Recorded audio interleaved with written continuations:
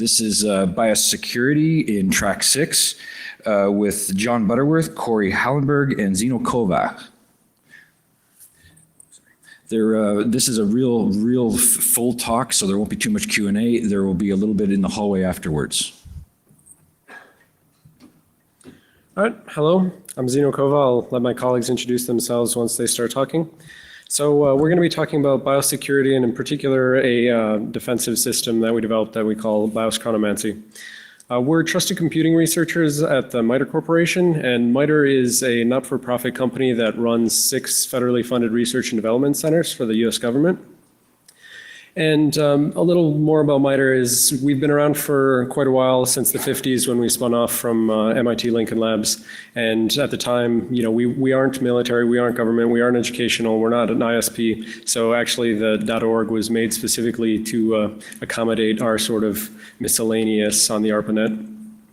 And if you know of MITRE, the primary place you'd know of it is from CVE. So we manage CVE as well as a number of other standards. And KPEC people asked me to promote that. So KPEC is Common Attack Pattern Enumeration and Characterization. And it's basically a standard way to identify the way that people actually do attacks. So you should check that out. So first of all, why do we think people should care about biosecurity in general? Well, it's the first code that runs on a PC, and therefore it has to be the most trusted code, because if an attacker gets in and has code execution from the very beginning, then they can compromise any code that runs thereafter. So just as we see with bootkits, they run before an operating system and they compromise an operating system. If you run in the BIOS, you can compromise everything that comes afterwards. Additionally, there's, you know, BIOS is kind of out of sight, out of mind right now. And so no one is pervasively checking their BIOS and integrity checking whether anyone's actually infected it. And if someone were to infect your BIOS, they can sit there for a long time, and we're not so much concerned about them, you know, just going lower and then beaconing out with normal command and control like you see with normal OS level malware. We're more concerned about the fact that they could get into the BIOS, sit there, listen, and for instance, wait for a kill command and wipe the BIOS, and subsequently that's the kind of attack where you can't remediate that without sending hardware back to the manufacturers to reflash the spy flash. So also, you know, why should you care about biosecurity? It's just cool because it's, you know, not well known, and it's very powerful, and we think more people should know about it. So we specifically got interested in biosecurity partially because of, you know, the talks circa 2008, 2009 at Black Hat, and we sort of worked our way towards this. We were working on other kernel stuff at the time. But as trust computing researchers, we wanted to understand exactly how the technology worked down at the BIOS level. So in the trust computing specifications, they say things like, you know, we've got this immutable root of trust down at the lowest level, and that starts off all the measurements, and then each phase measures and goes to the next phase. But we wanted to know, how does that actually work? And so we dug into that.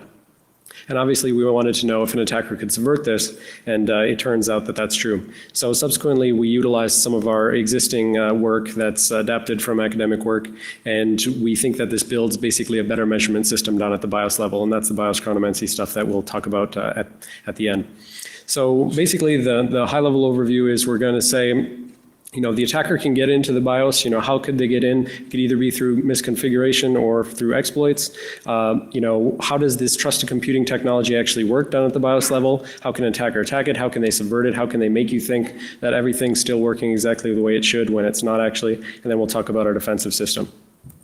But so before we get into that, I wanted to introduce Rick Martinez from Dell. And so we wanted to have him come up and talk a little bit about what Dell's been doing for biosecurity, because our work is specifically looking at Dell Latitude E6400. And so a couple of years ago, I saw Dylan Bresford's talk about SCADA security, and you know, he found attacks in Siemens SCADA systems, but he allowed the Siemens people to come up, provide themselves as a point of contact so that other researchers who are working in the area can know exactly who they need to go to if they want to talk about problems. So Rick's been great to work with, and so we wanted to let him say a few words. Thanks. Good afternoon. I'm Rick Martinez, as Zeno had mentioned. I'm the biosecurity architect for the End User Computing Solutions group at Dell. I've been doing BIOS for over 13 years now, and I've done a lot of lead security work for the BIOS, and I've recently, past few years, transitioned more into an architecture role where I'm handling the architecture and strategy for security technologies that impact the BIOS.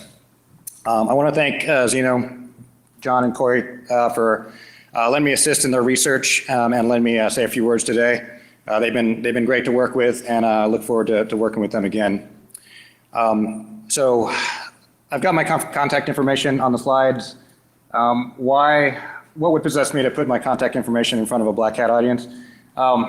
It's because I'm interested and I'm serious about biosecurity, and I'm serious about improving that security. Dell's interested in security. You've seen it from our acquisitions in the marketplace. We take a layered approach to security from the infrastructure to the endpoint to the OS, but you can't have a layered take on security without a very strong foundation, and that's the BIOS. So I'm interested in and very serious about improving the security of our BIOS foundation for the rest of our security stack.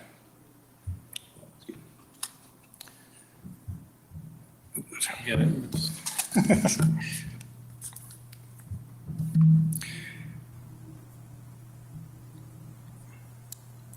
So again, sorry, my contact information is on there. If you're doing any kind of BIOS research or anything with Dell platforms in general, please feel free to reach out to me. Let's work together to kind of harden that security.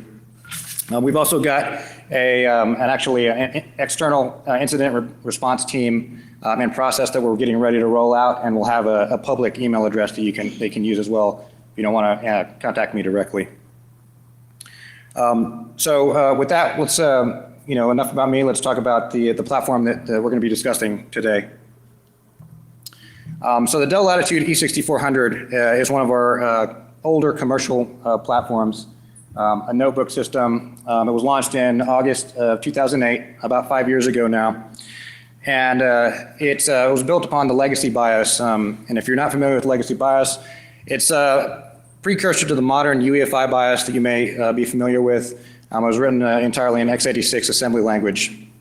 And the TPM or TCG implementation that's on that BIOS was implemented specifically for BitLocker and for BitLocker compliance. So it was a little bit of a different security landscape back then, and it was actually the last generation of legacy BIOS on our Latitude systems. I don't want to steal the researchers' thunder too much, but we do have a new BIOS available as of the 16th of July. It's revision 834 for the E6400. So after you hear their great presentation, please be sure, if you have an E6400, to go download that and update your BIOS. Just real quick, I want to end with this, and like I said, the E6400 was built on the legacy BIOS framework, specifically for Vista BitLocker. Since then, a lot of great technologies have come across for BIOS, and we've implemented them, starting with the UEFI transition, the NIST 800-147 BIOS protections that have been implemented, and most recently Secure Boot. You might have heard of some of those during Yuri's presentation earlier this morning. So that's all I have. Thank you for letting me speak. Thank you, Rick. Yep, so we did this work on the E6400 basically because it was a target of opportunity. We had debugging hardware which would fit this, and we happen to be using E6400s internally at MITRE. So part of the point here is, legacy systems tend to stick around for a while, so the types of problems that we find here are potentially found on other machines. And even if you have old machines, if your organization doesn't do BIOS updates, you're going to be sitting around with vulnerable BIOSes scattered throughout your environment. And how many backdoors and BIOSes does it take for the attacker to maintain a persistent hold on your network for years or decades potentially? So with that, I'm going to turn it over to Corey, and he's going to talk about how an attacker potentially gets into the BIOS. Okay, thank you. So this is all assuming that the attacker can actually get into the BIOS. And there are actually some chipset mechanisms that prevent an attacker from just writing directly to the SPI flash that contains the BIOS. Yuri mentioned this as well. But on a lot of modern systems, these are locked down, so you can't just do this sort of thing where you can just write directly to the flash and corrupt the BIOS. So what we found with the E6400 was that their 829 BIOS revision, they weren't locking down the BIOS. This was a while ago. But when A30 came around, they were locking it down, and they supported signed BIOS enforcement so that you couldn't just overwrite the flash chip with anything that wasn't signed with the Dell private key. So that's good security. So we still, as an attacker, want to talk about how we can get an arbitrary image on the flash chip, even in the presence of the signed BIOS enforcement. And so essentially, what you have to do is exploit the BIOS update process to do something like that. Now, something similar to this has already happened. In 2009, Invisible Things Labs showed an exploit, memory corruption exploit against an Intel BIOS that allowed them to reflash with an arbitrary image despite this signed BIOS enforcement. And we found something similar that affected a number of Dell systems, including the E6400. Okay, so our attack surface here is the BIOS update process. We're going to try to corrupt it somehow. And before we can do this, we really need to understand the attack surface and understand the Dell BIOS update process. So for the E6400 at least, the way this breaks down is the BIOS update image is called, in Dell terminology, an HDR image. And what happens when you want to update your BIOS is that the operating system packetizes this HDR BIOS update image, which can be many megabytes in size, so it can be quite big. So to handle that, they'll split it up into smaller packets, and these kind of get written across the address space. And then a bit in CMOS is flipped that indicates, all right, there's a BIOS update pending. And then the system reboots, and whenever this reboot happens, the BIOS is checking, is the CMOS bit set? If so, go out and find the pending BIOS update and do the process. And this all happens in system management mode. Okay, so this is just a little visual depiction of what actually is happening. You have the operating system kernel driver taking this big HDR image and splitting it up into what's called RBU packets in the Dell terminology, and they're just split all across the address space, and they're encapsulated by some header information which says things like the sequence number, the size of the packet, et cetera, that just helps the update routine reassemble the BIOS update image from those individual packets. So you can see here, this is actually the what would happen after the reboot. The system management mode update routine is literally traversing through the entire RAM address space, looking for these RBU packets, and it identifies them by this special string $RPK on like page align boundaries that indicates that an RBU packet is there. And then as it finds them, it collects them and then combines them in this reconstitution area, where eventually the entire Dell, BIOS update image is going to end up. And not until this occurs is the signature check happen on the BIOS update image. The reason is the RBU packets themselves, those RPK things, are not being signed because it's up to the operating system driver to split up the image, and maybe those will be different depending on the operating system resources. So those are completely unsigned. The attacker can control anything about the meta information in those. Only until that image is completely reconstructed can the signature check occurs. So anything that happens before that is fair game for trying to find a corruption vulnerability in. Okay, so just to reiterate, our goal as an attacker is obviously to reflash the BIOS with an arbitrary image. And to do that, we're going to try to find a memory corruption vulnerability in this reconstruction process that the BIOS update process uses. So more specifically, our attack surface is really those RBU packets I was just describing. And you can see here, this is actually provided by like a SM BIOS library for Linux, so you don't have to reverse this or anything. It's just freely available. And this is what encapsulates all those individual BIOS update image packets, and it contains stuff that you would pretty much expect, stuff like the current packet ID, the size of it, what the sequence number is, et cetera. Pretty generic stuff for this type of problem solving. So as I mentioned before, this 33-byte structure is unsigned. Anything in here in the parsing of this is fair game for trying to find a vulnerability in. Oops. Okay, so getting into the nitty-gritty of how this update routine actually works, what you're looking at here is system management mode code for the E6400. And this is what happens when one of those RBU packets is located. As soon as it's located, it starts to parse the individual packet. So in this case, it's copying some of those structure members into a global SMM data area. So things it's interested in, like the set ID, the total number of packets, the size, the sequence number, et cetera. These are all just copied into this kind of SMM global data area, and they'll be used for later calculations. And what's important to take note of here is there's not a lot of sanity checking going on, at least at this stage. You can see it's just kind of copying it to this data area, and they'll be used later for various things. Okay, so one little corollary here that's worth mentioning is part of the Dell update process is actually in that reconstruction area I was referring to previously. It's going to fill with this GEOR string, GEOR, it's like an ASCII tag. And I'm not exactly sure why it's doing this. We just saw it, the code doing it. I think basically it's adding this tag to the reconstruction space to signify where these individual RBU packets are supposed to end up in the reconstitution area, just as a debugging thing. So when they were developing this reconstruction algorithm, they could go in and debug it or something like that. But anyway, this thing is going to come back to haunt us and make exploiting this pretty difficult. Okay, so getting to the actual vulnerability, just to cut to the chase, if you look down here at the second line, that rep move SD is a inline mem copy. So obviously we should be thinking like buffer overflow. And if you look at the size parameter, ECX, if you look closely, you can see that it's like, let me see if I can point that out. Yeah, the refresh rate's kind of bad, never mind. So that rep move SD at the bottom, that's inline mem copy. The size parameter is ECX, obviously, and if you follow the chain up, you can see it's derived from attacker data, that HDR size, which just comes directly from the RBU packet. Okay, so, the size parameter, mem copy, bad, buffer overflow, we're definitely in business.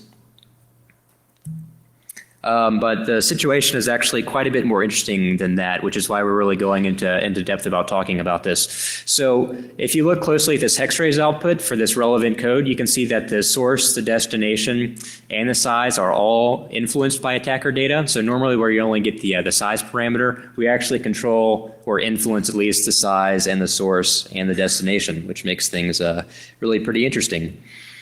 So exploitable memory corruption vulnerability in the update process. What's great about this is it's happening in system management mode, and in SMM there's no things like ASLR, stack canaries, blah, blah, blah. So you're really free to pursue any target with impunity. Nothing's going to stop you. And in fact, since you're in system management mode, which is like the super privileged x86 mode, you can literally overwrite anything and nothing's going to stop you. It's not like you can go off the end of the stack and generate an exception. You can write over code. It's not going to be a segmentation fault. You can do anything and everything. Okay, so those are the good things that are working for us as an attacker. Unfortunately, exploiting this turns out to be quite tricky. Number one, because to get to this vulnerable mem copy, you can see it's actually looking at the what effectively here is the destination for the copy underlined in red, and it's checking to make sure the destination points to this GEOR tag, which kind of makes sense based on my previous description. It's making sure that the destination for the mem copy was previously filled in at this debugging tag GEOR. So this is going to complicate things. In fact, there's a number of other constraints that make exploiting this sort of difficult. In general, the hardest part about this was the buffer where we're overflowing is considerably lower in memory than anything we want to overwrite, like many megabytes. So we're basically going to just trash a whole lot of the system RAM in an attempt to overwrite any function pointers. And so it's pretty tricky to corrupt that much data in the address space and not hang the system. And so that's kind of what we are working around. And we had to go in and find like, we can overwrite this, but not this, and it won't hang the system, et cetera, and just come up with a list of constraints of stuff we can touch without causing a system crash. Okay, and back to the source, the destination, and the size. These are basically how they're derived in that vulnerable mem copy. So what's important to note here is that they're all derived from the same attacker-controlled parameters. So this RBU packet structure is completely attacker-controlled. The attacker can set anything he wants to for those things. So notice if you want to change, or like the destination, source, and size all have the packet size parameter in there. So effectively what this means is if you want to change the source or the size, it's going to change all the other parameters as well. So it's a bit like you have a sliding window that you can corrupt, and that window is going to change based on any number one of the parameters. So the trick here is to figure out the parameters so that that window corrupts the function pointers we want, but does not hang the system. And this has actually ended up being a pretty tricky problem. Okay, So I previously mentioned that the reconstruction area is filled with this GR debugging tag. Now this should occur naturally in the BIOS update process where this GR debugging string is written.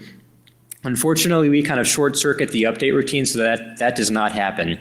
So you can see, let me see, the total data size right here. Well, first of all, we need this if statement to return 1. If this does not execute and return 1, then we'll never get to that vulnerable mem copy that we're basically trying to exploit. Oops. So we need this to run. And notice that forces total data size to be less than 800,000, 8 megabytes.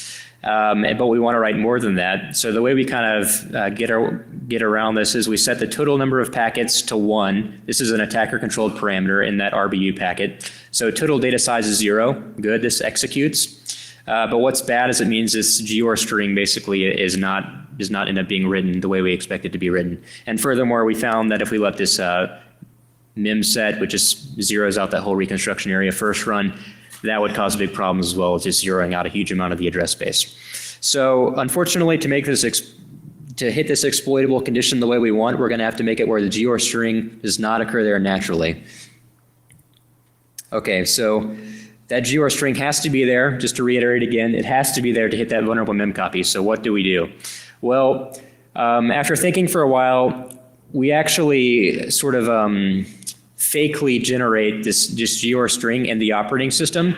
We wrote a Windows kernel driver that would basically write the GR string as high up in physical memory as it could. It would keep allocating higher and higher using allocate contiguous and as a Windows kernel function. Keep allocating as high as it possibly can. Keep writing the GR string so it's kind of like a GR spray or something like that of the address space. And then effectively, we're abusing the same functionality that the BIOS update does, where if you set up the system RAM and do a soft reboot, that RAM will actually stay in place. It's not like it's zeroed out upon a system reset. If it's just a soft reboot, the address space will, for the most part, stay the same. It's the same thing that the BIOS update does.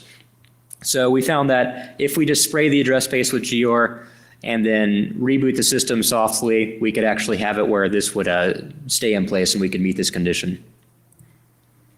Okay, so there were a number of other constraints that I was sort of alluding to, and effectively what we did was we just wrote something to brute force a possible RBU packet that would overwrite a function pointer that we care about. In this case, we just chose the return address for the BIOS update routine. And remember, it's totally legit to go after this because there's no exploit mitigations in the system management mode.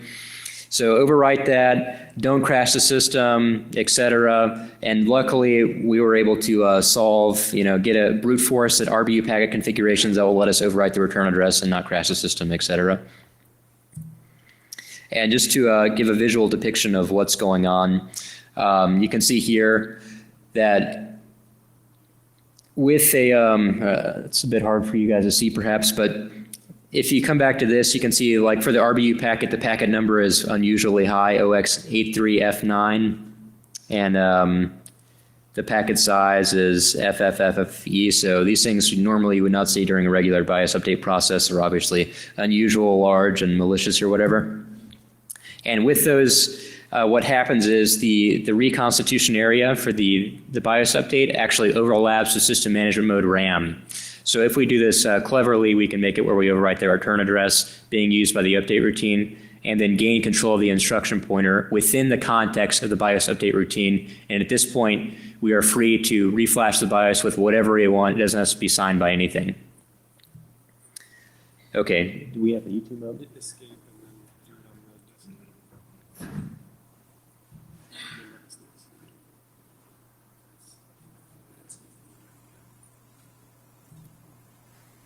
Okay, so this is just a, yeah, okay. So what I'm doing here is this is the E6400. I'm just going into the BIOS setup and showing you that, in fact, that, signed BIOS enforcement is turned on.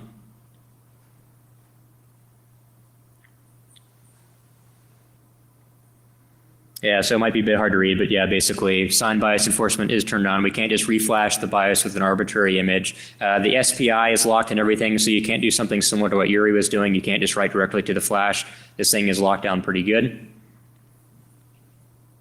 And what we're doing now is booting into the operating system, and we're going to run our malicious kernel driver that's going to write one of these malicious RBU packets to the address space and then trigger the BIOS update process. That way we can try to exploit it and reflash the BIOS with an arbitrary image.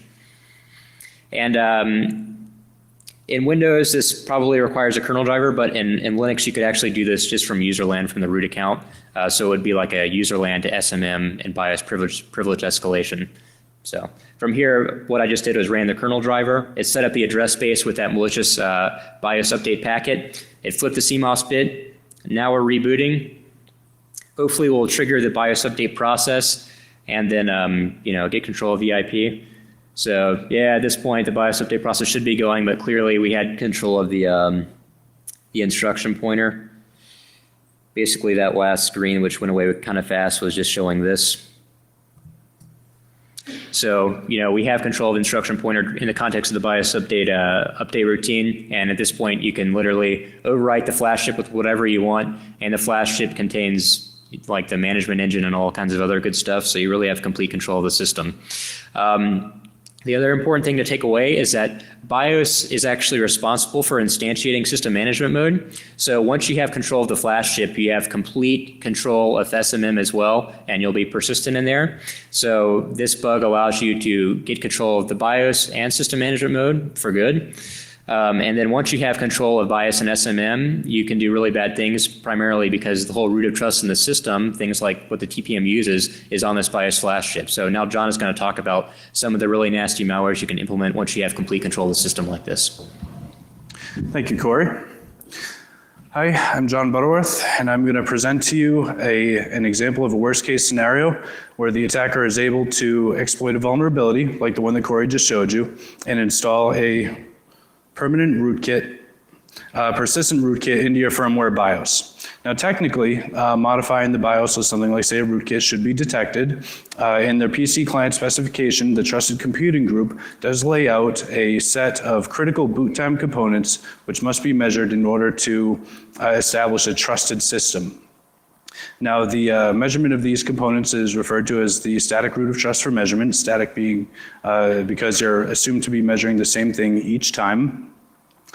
Each component is measured prior to control actually being handed off to that separate component, thus establishing a chain of trust, if you will.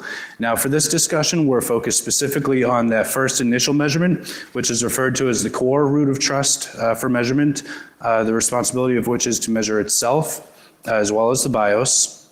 And because of that, it forms a sort of anchor in this chain of trust, as you will, and because it's also measuring the BIOS, therefore, technically, a firmware rootkit should be detected. However, as I'm going to show you, that's not necessarily the case.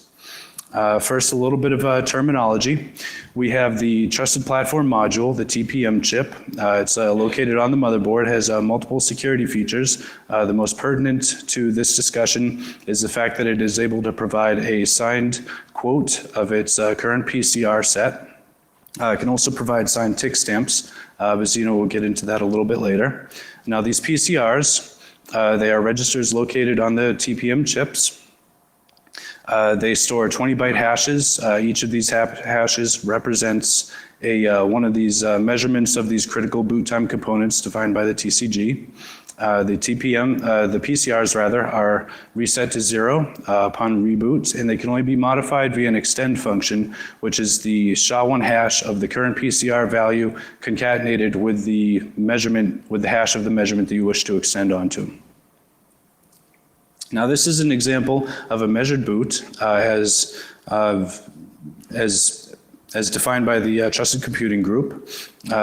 Here we have our core root of trust for measurement, measuring itself as well as the BIOS and extending that measurement onto PCR 0. Now, as I stated earlier, the CRTM is the only measurement which we are focused on. I'm just going to leave these here for reference as they are beyond the scope of this discussion. This slide is just to show how our work in the trusted computing space differs from that performed in the past. Past researchers have actually attacked the TPM chip, like say with an electron microscope, trying to dig the keys out of, like say, the shielded locations that are located on the TPM chip. We are actually focused specifically on investigating the vendor implementations of these static root of trust measurements.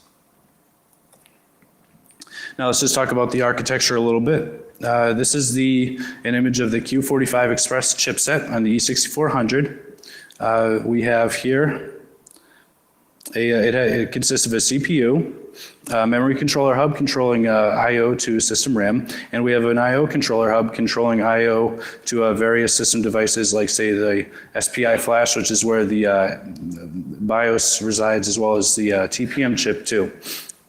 So we're just going to simplify this into a simplified representation. I'm going to talk a little bit about the boot process now. When you power up your system, the CPU begins executing directly from the NVRAM flash, directly from the boot block, performing various generic chipset configurations. Specific to the Dell E6400, it begins to process a number of modules. Some of these modules are very benign, containing data such as the splash screen, which you see upon system boot.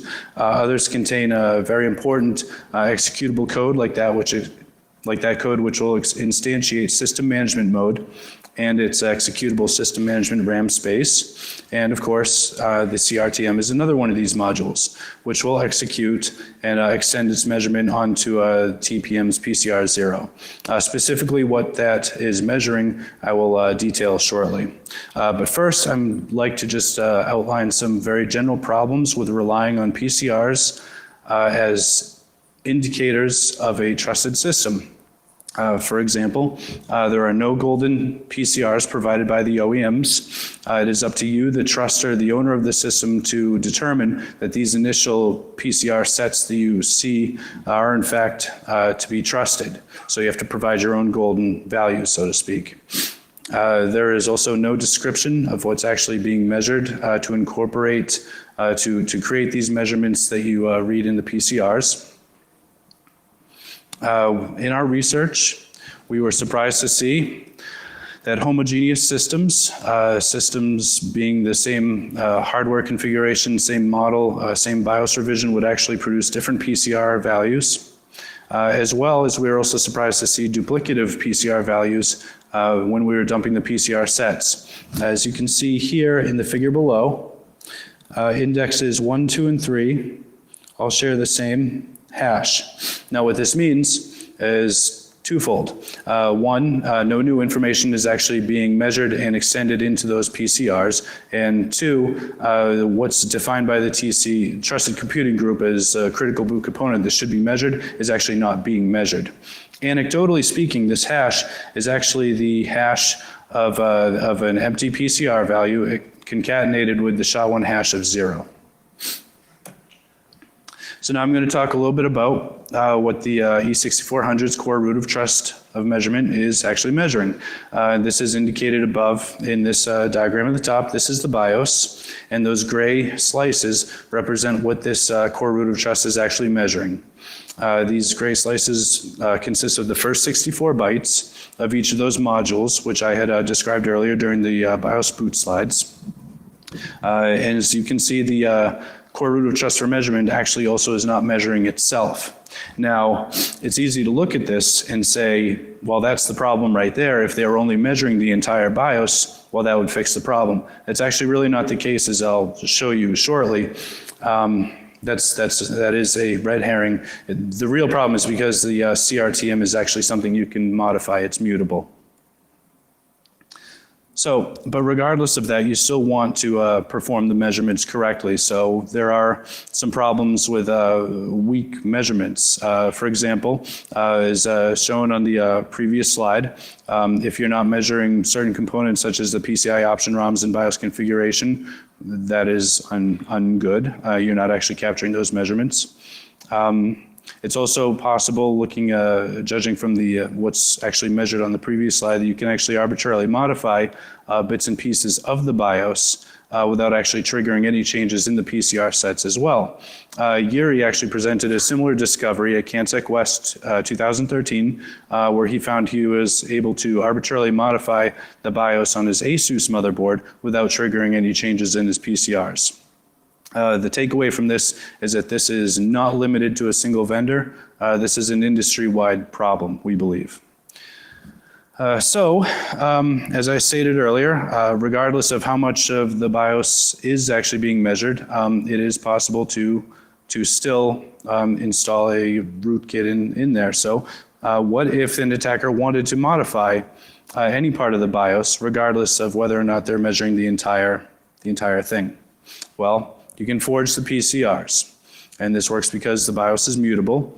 This is basically your standard run-of-the-mill replay type of attack, where the attacker is able to either record or calculate the known good measurement that's performed by the CRTM to record that hash that gets passed to the TPM to extend onto a PCR0. It's then able to modify the CRTM to prevent that good CRTM from running, and then to replay its pre-recorded hash to the TPM to extend on to PCR0, thus reporting your golden value, so to speak, of PCR0 that you expect to see, even though the CRTM has actually been modified. And from there, the attacker is able to insert itself into system management RAM or any other part of the system that it wants to. So, as Corey hinted, here's an example of some really bad things that can happen when this is a possibility. Just to show that this isn't just paper analysis, we created 2 proof of concept firmware rootkits. Each is installed programmatically. There's no hardware modification required to do this. We created the tick and the flea. Both of these are persistent stealth malware. The tick achieves its stealth by forging PCRs. And of course, once it's achieved this stealth, it's free to modify any other portion of the BIOS that it wants to, including inserting itself into system management RAM. The flea has all those exact same basic stealth capabilities as the tick, but it's actually also able to persist even beyond BIOS reflashes. So as a recap, this is just an example of a normal PCR0 measurement where the CRTM executes, creates this measurement and extends that measurement to PCR0. Now, if there's a tick installed, it of course prevents the good CRTM from executing, takes its pre-recorded hash value and extends that to PCR0, thus producing the exact same PCR0 value as you would expect from a healthy system, when clearly there is something else in your firmware. So now we have a quick little demonstration to show the stealth capabilities of the tick.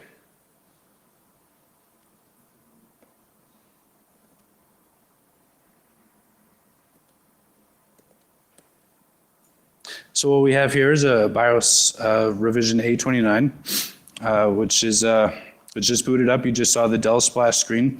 For this presentation purposes, that splash screen is actually going to be the only trustworthy indicator that this system is actually something that can be trusted.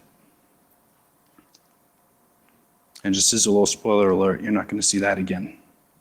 So this is our setup. In the upper right-hand corner, we have a kernel debug output, which we're going to use to grab our PCR values using our open TPM driver, which Corey wrote, and I will provide a link to. It's open source. So what we're grabbing here, this is actually our known good. This will serve as our golden PCR0 value. This is an unmodified BIOS, which is just booted up. And we recorded that into a text file just so we can compare and contrast as we go through the boot process. So what we're installing here, just to show that the PCR values will change, this is a naive rootkit. Naive is a rootkit that we refer to as naive because it has no stealth capability. It can be easily detected simply by observing PCR0. So what we expect to see when we again run the open TPM driver and dump our PCR set and grab our value of PCR0 and compare it to our golden value, we expect that value to be different. So we're just going to get logged in here and perform that.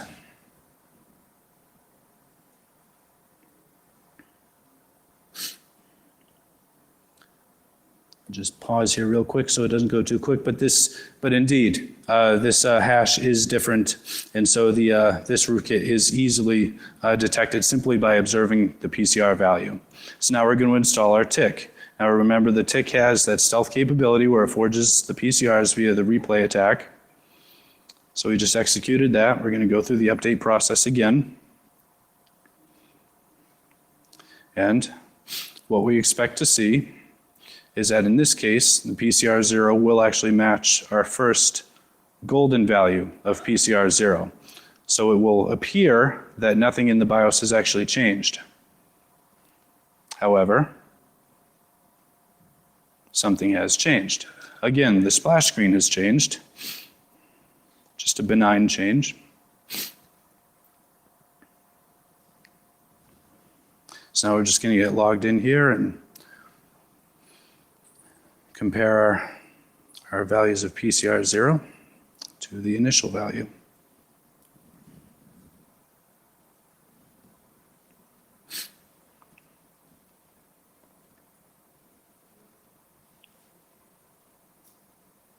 We'll provide a link to the Open TPM driver as well, in case anyone here wants to start dumping their PCR sets. And indeed, just pausing here real quick, this does actually match our golden value of the PCRs. So it appears that the BIOS is unmodified, when in fact it has been modified.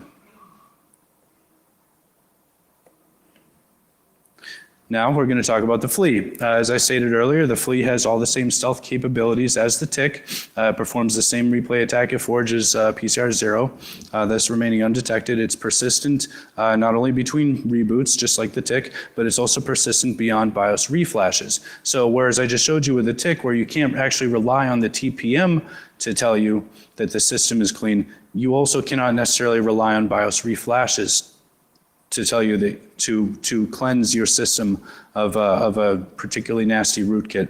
So here's how the flea basically works. The flea has hooked the BIOS update process. So of course it's aware that it's about to begin. It clones itself into that BIOS firmware update that's in resident RAM. Once it's in there and all set, it simply permits the update process to continue. Thus the flea has persisted to your newly updated flash BIOS. And again, we're going to see a little video displaying this aspect of the flea.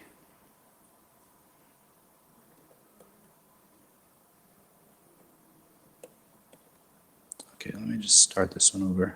Okay, so what we're starting here, we're actually starting, in the interest of time, we're just starting here with a system that already has a flea installed on it. So what we're going to do is we're going to perform a BIOS update and just show that the flea actually does persist. It would be redundant to show the forging capabilities. However, I should mention that once the flea persists and clones itself into the new BIOS update, it will actually forge the expected update for that BIOS revision. So what we're going to do is we're going to simply update our BIOS to BIOS revision A30 using Dell's utility, which you can download from their site.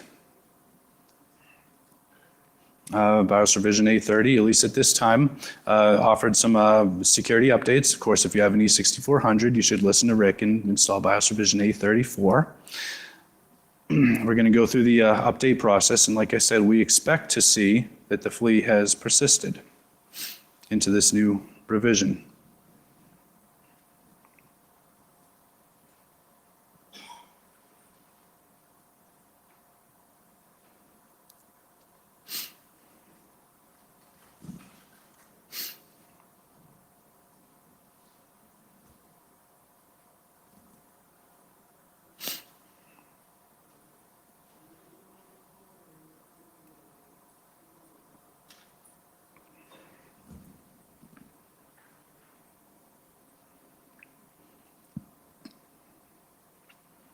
And as you can see, the flea has persisted to BIOS revision A30. It's a little bit dim there at the bottom.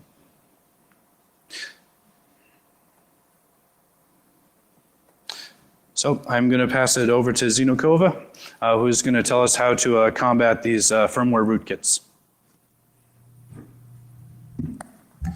All All right, so what we did then is, we're defensive security researchers, and we had some previous work that we had done in Windows kernel, trying to get better roots of trust so that we can, basically we're worried about these sort of attacks, specifically where the software can lie and say that everything's good. So first of all, you should probably take down this bit.ly link at the bottom. There's about 10 years of work in the area that I'm going to describe, and I'm not able to do it justice in the small amount of time that we have left. So we put up a timeline there that talks about all the other work in this area. But what we did is we created a system we called BIOS chronomancy. And what it is timing-based attestation or software-based attestation. That's the terminology in the academic community. And what this kind of software is trying to do is you're building software with a very special construction where you're trying to say, this software will tell me that it is uncompromised, and if someone has compromised and is making it lie, it'll take extra time to actually run. So you're trying to build it specifically so that if it's manipulated, if someone's trying to put a hook into it, but then they're cleaning up and making it look like it's not hooked, it's going to take additional time to run. And this is the sort of timing side channel that we're purposely building into the software's execution. So the BIOS chronomancy system is, we're not trying to re-implement the entire static root of trust for measurement. We're not trying to measure the BIOS itself and then the option ROMs and then everything else. We're just saying we want this first root of trust. We've got this mutable BIOS, so we know an attacker can potentially get in here and modify it, and we want to have additional trust in this specific software. So again, there's a lot of different assumptions with this. You should see the previous related work and our future paper on this to get them all. But the first assumption, and we think this is what makes this technique in general so appealing, is you assume that the attacker has full control of the system before you execute, and even potentially while you're executing.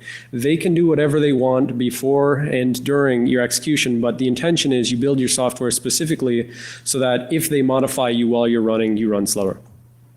And then another thing, a big assumption here, is that the code we've written is the most optimal way that we can check ourselves. So if an attacker can come in here and create a little better hand-coded assembly and make it run a little faster, he can add an instruction which would normally slow it down, but then he can combat that by optimizing some other instructions, which speeds it back up, and then we don't detect any timing changes.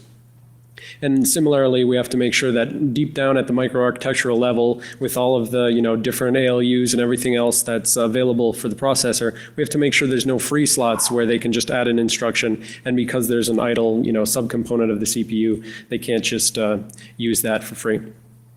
So all of this related work, fundamentally, it breaks down to having these core premises. First of all, you're going to read your own code and your own data. So you're reading yourself in order to provide some evidence of control flow integrity or code integrity. So you want to make sure no one's put a jump instruction in your code to hook you like rootkits commonly do on OS level software. So you're reading your own code, you're building a checksum over your own code. And unlike things like a malware where it's just trivially that malware will checksum itself to look for an analyst putting a breakpoint in it, but we need to make sure that that if we do this sort of checksumming, that it's going to cause a difference in the timing execution, which subsequently gets measured. So then what we do is we read the data pointer, which is pointing at our own code and our own data. We incorporate that into the checksum. And the notion there is if the attacker takes our code and copies it off to a clean location, so they've got a clean copy of our code. When we try to read our own stuff, they point us at the clean copy. Well, we incorporate the pointer itself. So they're pointing at some other copy. They're not pointing back at our own thing at our own location where we know it should be. They're pointing at a different copy, and so they need to modify the incorporation of the data pointer, which means they need to do, maybe an add and a subtract, for instance. And those two extra instructions are then going to perturb the timing. Similarly, instruction pointer. We're executing at a known location. We're reading data from a known location. If we incorporate those pointers and if the attacker is pointing them to different execution location, different data read location, then they have to fix that back up during the checksum computation, and that modifies it. Also, unlike this we don't want trivial replays, so there's not a fixed, here's our single checksum which proves that we're clean. We use a nonce in order to have freshness and make it so that you can't just keep replaying, yep, I'm clean, and just have a plain replay attack like that. It also helps prevent pre-computation attacks where the attacker stores every possible combination of challenge to response. So with a big enough nonce, they don't have enough RAM to keep it around. And then the important thing is all of this incorporation of data into your self-checksum, you do it millions of times so that you're trying to make it so that if they add even one instruction of overhead times millions of iterations, that means millions of instructions of overhead. So this is what it would kind of look like as C pseudocode. In reality, it's always hand-coded assembly because you have to have that optimality assumption. But the point is, we're incorporating some of these things, the nonce, the data pointer, the data pointed to by the data pointer, the instruction pointer, we're mixing it around, and then we're doing this all in a while loop. If the attacker knows that he's compromised your data, if he's modified your self-checking code and he wants to make it look like he hasn't, he needs to check. Is the good code about to read some bad data? And if so, I'm going to give it the good data. And that's basic if kind of conditional, but by adding an if conditional, that's a couple of instructions extra that he has to do to clean up this checksum and make sure the checksum is still correct, and a couple instructions times millions of loops equals millions of instructions of overhead, millions of instructions equals macroscopic timing difference. So overall, this is what our protocol basically looks like. We're down at the BIOS level. Unlike some other things, we can't necessarily get a challenge from a server. So we're actually going to get our nonce from the TPM. We request from the TPM this special type of measurement called a tick stamp. And all it really is basically the TPM, when it resets, you have a counter counting up. It's a tick counter. It's just like RDTSC on x86, except the big thing that the TPM gives you is the TPM can give you a signed copy of that tick stamp so that you actually have some belief that this is actually coming from the TPM that you've provisioned and you have the keys for, and you can check the digital signatures and so forth. So it sends back the timestamp that's signed. It also has a nonce that's built into it. The TPM makes a new nonce every time the TPM resets. You take that, you incorporate the data from the signature, which is going to differ every time because of the different nonce the TPM generates. Use that as the nonce for the self-checking algorithm, and then you run your millions of iterations reading your own code. And subsequently, you then ask the TPM, what time is it now? So basically, we kind of think of this like a trusted stopwatch. You say, TPM, what time is it now? You run your self-check, which is specially designed so that it increases the amount of time if an attacker is manipulating it. And then you say, TPM, what time is it now? And you've got your time 1, you've got your time 2, so you've got the delta time. And subsequently, you can use that. You say, here's a given CPU, here's it running at a certain clock speed. We know how much time this algorithm should take over this many iterations. So you just send back to a server to verify, here's the tick stamp 1, tick stamp 2, and the self-checksum, and it can confirm that. So we did a bunch of experiments on this. You can see our paper later for it, but the key point here is we took like 18 E6400s just to show that this works across many systems. It's not just a one-time deal that we got to work on ours. And the basic point here is without attacker, it's low, and with an attacker, it's high. But back here, the main point is if we don't run enough iterations, potentially we're on the boundary. So at 625,000 iterations, the attacker sometimes can get fast enough that his lower bound on his runtime is about the same as the upper bound on the clean runtime. But this is pretty easily dealt with because what you're really dealing with here is there's a percentage overhead that the attacker adds by adding a couple instructions as a couple percent overhead. So if you want a larger macroscopic difference for a small percentage overhead, you just run it more times and you get more difference. So, pretty clear in all these cases that we have easy detection of the attacker, that he's perturbing the timing. So we know that this system gives us, under the academic sense of it, it's a great thing because it's saying this code is unmodified. We can, verify this, and that's all good. But what we found when we dug into this is we said, well, that's good from the academic perspective, but in the practical perspective, we want to, stop attackers from being able to do bad things. And kind of a big problem with this kind of technique is a talk to attack, time of check, time of use. So I check the system, and it says, yep, the checksum is right, the timing is right, this code ran unmodified, and that's great. That's a property which, quite frankly, we don't have for most any other security software out there. That's a good property, but it's not sufficient. It's necessary, but insufficient, as the academics say. the attacker can remove himself from the system, allow a measurement to proceed with a clean system, and then, reinstall himself after the checks. And so that's why, this is kind of future work that we're working on right now. We're branching out into the peripherals. We know that there's been plenty of work in the Black Hat community with, infecting NIC cards, infecting keyboard controllers, and so forth. So we're concerned about this kind of thing, and we're working on that because fundamentally we think that if you can't stomp out this kind of attack down at the BIOS level, it's not going to be useful at other higher levels. So the basic conclusions are, we think you should assume attackers can get in. We think that this sort of timing-based attestation system is built under that assumption, so that's a good thing. Corey showed ways that you can get in. Yuri showed ways that you can get in. The attacker gets in. We have to work under that assumption. And then obviously bad things can happen because unfortunately when we have these mutable roots of trust, that becomes untrustworthy once it's mutable and an attacker can get in. So one of the things I forgot to put on here, but it was in the sort of in the summary. So Rick mentioned how they started applying the NIST 800-147 guidance. That's saying, apply things like signed updates and so forth. And they did that. They locked down the flash chip. They applied signed updates, and that increases the security. So going beyond that, part of our point of showing the flea was to say signed updates is, again, necessary but not sufficient, because if an attacker is in there before the signed updates are applied, he can just keep bouncing his way across new signed updates being applied. And similarly, you can have signed updates, but an attacker can exploit and get their way in. So there's further NIST guidance. There's the NIST 800-155, which is targeted at vendors, basically saying, here's the type of stuff we think you need to actually measure in order to provide a good root of trust. And as trusted computing researchers, that's the kind of stuff we care about. But fundamentally, as we mentioned a couple of times, the core problem here is that your core root of trust is mutable. And if it's mutable, then somehow, some way, we assume that the attacker is going to be able to get in and they can subvert your root of trust. All right, so the one last thing that we have to say, there was like a question in Yuri's talk about, what's the prevalence of BIOS misconfigurations? We've actually, that should be live now. And we released a tool called Copernicus. And what it does is it tells us about things like misconfigurations in the BIOS security.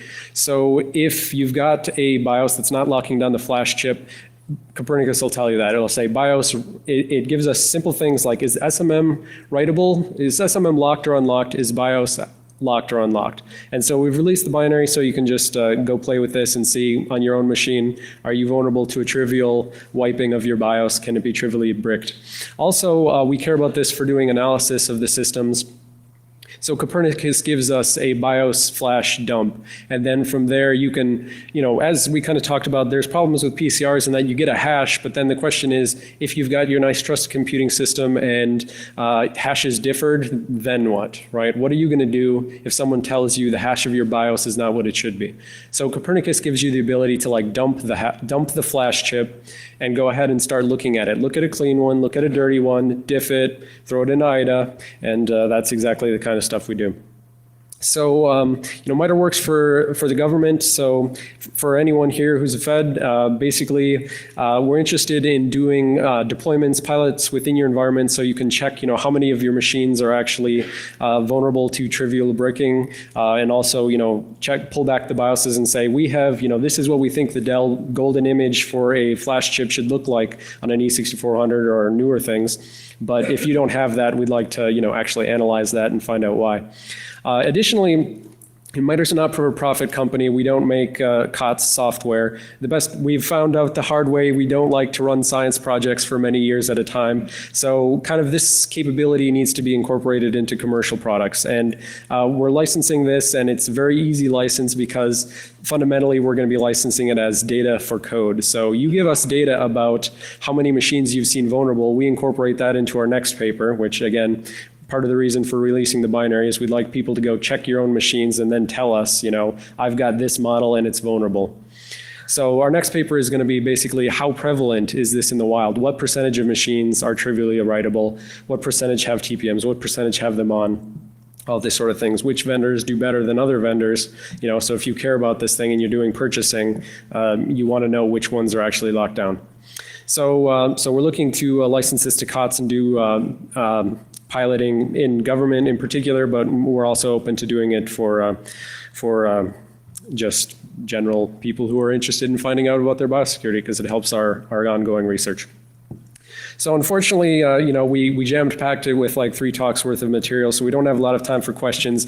I see people queuing up at the back, so we won't take them up here. We'll go right out there and right to the right, there's a little area that you can ask us questions. But our 2 last things that we're gonna pimp here is Corey's Open TPM. If you want to start playing with the TPM, he's provided open source tools that you can do that. And then finally, opensecuritytraining.info. We've got classes on TPM, so you can learn about it. We've got classes on IDA Pro and reverse engineering, so you can learn about that. And John's gonna be making a class on BIOS, so you can learn more about that. So with that, thank you.